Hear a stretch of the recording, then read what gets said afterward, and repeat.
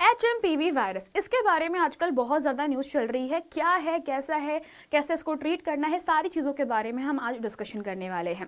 तो जैसे आपको पता है कि आज से 3 से 4 साल पहले कोविड जैसे सिचुएशन आई थी, जहां पर हर जगह कोरोना वायरस के चर्चे थे, लॉकडाउन लग गया था, स्कूल्स बंद हो गए थे, लोगों के बिजनेस बंद हो गए थे, बहुत सारा नुकसान हुआ था।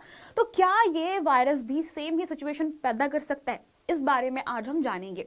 मेरा नाम है सुभद्रा माथनकर। अगर आप इस चैनल पर बिल्कुल नए हैं तो आप इस चैनल को सब्सक्राइब कीजिएगा और ये वीडियो अपने प्रियजनों के बीच में जरूर शेयर कीजिए ताकि सभी को इस वायरस के बारे में जानकारी हो सके।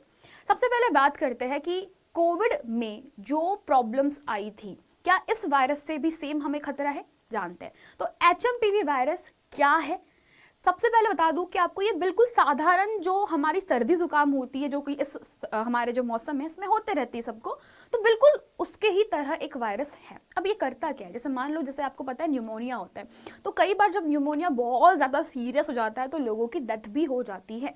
तो सिमिलरली HMPV वायरस भी काम करता है। इसका पूरा का पूरा नाम है ह्यूमन मेटान्यूमो वायरस। एंड कहीं ना कहीं आपको बता देती हूँ कि इस वायरस के लक्षण बिल्कुल साधारण सर्दी जुकाम वाले लक्षण होते हैं, परंतु कोविड से इसका क्या रिलेशन है समझाती हूँ आपको। तो देखो, कोविड के टाइम पर आपको पता है बहुत सारे लाखों लोगों की मौतें हुई थी कहीं ना कहीं इस वायरस के कारण। और सबसे ज्यादा जो परेशान हुए थे वो थे बुजुर्ग लोग, है ना। सबसे ज्यादा प्रभावित किया था बुजुर्गों को, और जो छोटे बच्चे होते जिनकी इम्यूनिटी नहीं होती उनको प्रभावित किया था। उस समय कोविड के जो वायरस के जो लक्षण थे वो क्या थे आपको बता देती हूँ। तो नॉर्मल बुखार होती थी, आपको बहुत ज़्यादा थकान महसूस होती थी, आपके मसल्स में पेन होता था, ठीक है, फेफड़े काम नहीं कर रहे होते थे, आपके ऑक्सीजन लेवल ड्रॉप होता था। ऑक्सीजन जैसे ही आपके ब्लड में ड्रॉप होगा, आपको भी पता है एक टाइम के बाद में आपको हॉस्पिटल में भर्ती किया जाता था। एंड कहीं ना कहीं अगर आपको प्रॉपर सप्लाई बॉडी में ऑक्सीजन की नहीं होती तो आपकी डेथ हो जाती है। तो जैसे उस समय सर्दी खांसी के कारण आपके लंग्स में पूरा का पूरा कफ भर जाता है और फिर ऑक्सीजन का सप्लाई बॉडी में नहीं हो पा रहा था, इसीलिए वहां पर कोविड में डेथ हो रही थी। पर बात करते हैं HMPV वायरस का, इससे कनेक्शन क्या है भाई। ठीक है, HMPV नॉर्मल हमें सर्दी खांसी वाला वायरस ही लग रहा है, बट चलिए जानते हैं। तो इस वायरस के लक्षण जो है थोड़े से सिमिलर ही है कोविड के। तो आपको बुखार आएगा, आपका जो नाक है वो बंद हो जाएगा, आपको सर में भन्नाहट होते रहेगी हमेशा, ठीक है, गले में खराश रहेगी, बिल्कुल सर्दी जुकाम वाले लक्षण दिख रहे हैं। सांस लेने में तकलीफ होना स्टार्ट होगा, सबसे इंपॉर्टेंट पार्ट। जैसे कोविड में भी सेम चीज आप लोगों ने देखी होगी कि आपको ना ही स्वाद आ रहा है ना ही गंध आ रही है, और श्वास लेने में टाइम पे तकलीफ आती है, और फिर आपको घुटन के कारण मौत होती थी वहां पर। सिमिलरली यहाँ पर भी आपके लक्षण दिखाई पड़ रहे हैं। संक्रमण बढ़ने पर बेटा आपको निमोनिया का खतरा बढ़ जा सकता है, यानी कह सकते हो कि निमोनिया में भी क्या होता है, फेफड़ों में कफ जम जाता है, और इतना ज्यादा कफ जम जाता है कि आपके जो फेफड़े हैं वो ऑक्सीजन को प्रवाहित नहीं कर पाते। तो कहीं ना कहीं ये वायरस भी सिमिलर टू कोविड वायरस ही होता है। एंड आपको बता दूं कि ये डेडली इसीलिए हो सकता है क्योंकि इसका जो पहले खोज किया गया, मतलब ये पहली बार नहीं है कि वायरस आपका खोजा गया है। चाइना में तो इसका बहुत इंपैक्ट पड़ चुका है, लॉकडाउन वगैरह जैसी सिचुएशन हल्की फुल्की लग रही है, हर जगह नहीं है, पर हमें सतर्क रहना बहुत जरूरी है। लॉकडाउन का अभी पता चलेगा। देखो, मैं बिल्कुल नहीं बोल सकती कि लॉकडाउन लगेगा या नहीं लगेगा, क्योंकि पहली बार ये वायरस नहीं आया है। 2001 में पहले वायरस देखा गया था, बट उस समय भी चीजें नियंत्रण में थी, कंट्रोल में थी। कोविड बहुत डेडली वायरस था, इसका आज तक कोई वैक्सीन नहीं बन पाया है, ठीक है। कौन सा, HMPV वायरस का कोई वैक्सीन नहीं है। कोविड का तो हम लोगों ने इमीडिएट वैक्सीन वगैरह बना के काम चला लिया था। HMPV का ऐसा सिनारियो नहीं है। पर अगर मान लीजिए, प्रभावित कौन होता है इसमें, प्रभावित होता है इसमें छोटा बच्चा, जो कि बहुत छोटा बच्चा है, ठीक है, और एक हो सकता है बुजुर्ग इंसान। हम लोगों की इम्यूनिटी अच्छी है, बुजुर्गों को बहुत दिक्कत हो सकती है, छोटे बच्चों को बहुत दिक्कत हो सकती है, और अगर समय पर इलाज नहीं हुआ तो आपको पता है कि क्या होने वाला है आगे।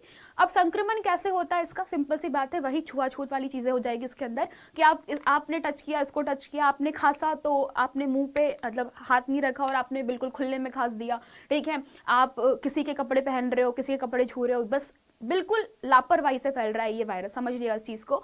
तो आपको बता देती हूँ, संक्रमित व्यक्ति के खांसने या से छींकने से हो जा सकता है। हवा में अगर फैल जा रहा है ये, तो ऑब्वियसली बात है सभी संक्रमित हो गए, ठीक है। अगर आप संक्रमित एरिया में जा रहे हो, किसी को टच कर रहे हो, आप हॉस्पिटल जा रहे हो जहाँ पे ये वायरस ऑलरेडी पाया गया है, तो कर्नाटक में पहले बेटा बता दूं कि 3 महीने का और 8 महीने का बच्चा इससे संक्रमित है। अब तक 5 से 6 केसेस आ चुके हैं। कितना डेडली है ये समय पे पता चलेगा, लेकिन प्रॉब्लम ये है कि हमें इन सभी वायरसेस से बचने के सबसे बेहतरीन तरीके होते हैं कि इन सभी को प्रिकॉशन के साथ में संभालो। फॉर एग्जाम्पल, हमेशा कोशिश करो कि अगर आप किसी अनजान जगह पर जाते हो या फिर आप ऐसी जगह पर जा रहे हो जहां भीड़ भाड़ होती है, तो घर आने के बाद में अपने आप को एक बार सफाई जरूर कर लीजिए, प्रॉपर सैनिटाइजर से अपने हाथ साफ कीजिए, कोशिश करिए कि हमेशा मास्क पहन के बाहर निकलिए, क्योंकि ऑब्वियस सी बात है ये हवा के द्वारा फैल रहा है, मतलब आपके सांस नलिका के द्वारा क्या होने वाला है, ये फैल सकता है। और अगर आप संक्रमित हो जाते हो तो वही बेटा हमारा देसी नुस्खा, आपको कोशिश करना है कि इम्यूनिटी बढ़ा रखो। मतलब बेसिकली आपके जो ह्यूमन का जो सिस्टम होता है ना, कि पूरी की पूरी जो कोशिकाएं होती है, वायरस होती है, उसको किल करने का जो पावर होता है वो आपको बिल्डअप करना पड़ेगा। और ये होगा आपकी हेल्दी आदतों के साथ में। लॉकडाउन जैसी सिचुएशन का अभी कुछ नहीं बोला जा सकता, क्योंकि ये कंट्रोल किया जा सकता है। और एक बार आपका लॉकडाउन लग चुका है, दोबारा लगने के चांसेस थोड़े कम है। अब लोग सावधान ज्यादा रहेंगे, ठीक है। तो ये मत सोचेगा कि एग्जाम नहीं होगा, बोर्ड नहीं कर पाएंगे, बढ़िया हम लोग नहीं पढ़े हैं तो बढ़िया से हमारा एग्जाम नहीं देंगे, ऐसे सारे जो आपकी दिमाग में चीजें आ रही है उसको भूल जाइए, ठीक है। तो अब आपका काम है कि कोई भी वायरस हो, कोई भी परेशानी हो, उसमें कोशिश करिएगा कि अपने प्रॉपर हाथों को सैनिटाइज करके ही चीज़ों को यूज़ करो। बाहर जा रहे हो, अगर मार्केट जा रहे हो तो मास्क लगा के जाओ। घर वापस आ रहे हो तो अगर आपके घर में बेटा बड़े बुजुर्ग हैं, सबसे ज़्यादा खतरा उनको ही होता है, क्योंकि उनके पास में इम्यूनिटी नहीं होती है, उनको मतलब ज़्यादा संक्रमण का खतरा होता है। और कहीं ना कहीं अगर आप बाहर से घर में आ रहे हो तो कोशिश करो जो पहना है कपड़े आप लोगों ने उसको धोने में डालो, नहा लो एक बारी अगर आपको ऐसा लगता है तो, ठीक है। तो ये सारी चीजें हमने कोविड में करी थी, हम वापस से कर सकते हैं अगर ये बहुत ज्यादा स्प्रेड होता है। अभी इतना ज्यादा फैला नहीं है, परंतु ध्यान रखिएगा कि कोविड के समय बेटा मुझे अच्छे से याद है, न्यूज आई थी दिसंबर के समय, दिसंबर नवंबर के समय कि एक वायरस फैल रहा है। और मार्च 2020 में बेटा लॉकडाउन लग गया था। मुझे वो टाइम याद है क्योंकि मेरी नई नई जॉब लगी थी, मैं यहाँ पे काम कर रही थी और मुझे फिर अचानक से घर जाना पड़ा था। और मैं बता रही हूँ कि जब एकदम से लॉकडाउन लगा था तो ना ही कोई ट्रेन चल रही थी, ना ही कोई रिक्शा वाले अवेलेबल थे बेटा, बहुत बुरा हालत हो गया था। तो ध्यान रखिएगा, अभी आज से 4 से 5 महीने बाद क्या होने वाला है कोई नहीं जानता, लेकिन अगर हम बचाव कर सकते हैं अपना तो ये सबसे बेस्ट रहेगा, ठीक है। तो थैंक यू सो मच। और अगर आप लोगों को लगता है कि अगर लॉकडाउन नहीं लगने वाला है तो बच्चों आपके लिए संजीवनी बैच ऑलरेडी चल रहा है सुबह 6 बजे। टाइमिंग थोड़ी सी चेंज हो गई है बच्चों, शाम के 4 बजे अब दोपहर के 12 बजे वाली क्लास लग रही, क्योंकि बहुत सारे स्टूडेंट का स्कूल होता था। एंड कहीं ना कहीं मेरी क्लास जो है वो कल 12 बजे लगेगी, क्योंकि मुझे मेरे घर पे भी कुछ मेडिकल इमरजेंसी है तो मुझे घर निकलना पड़ेगा, तो I will not be available in this weekend, ध्यान रखिएगा। तो मैं कल की दोपहर की क्लास ले रही हूँ 12 बजे, तो कल ज़रूर आइएगा। रासायनिक अभिक्रिया और समीकरण का 1 शॉट कंप्लीट करने वाले हैं बहुत ही प्यारे तरीके से, भूलोगे नहीं। दैट्स इट फॉर टुडे, मिलते हैं हम लोग नेक्स्ट सेशन में।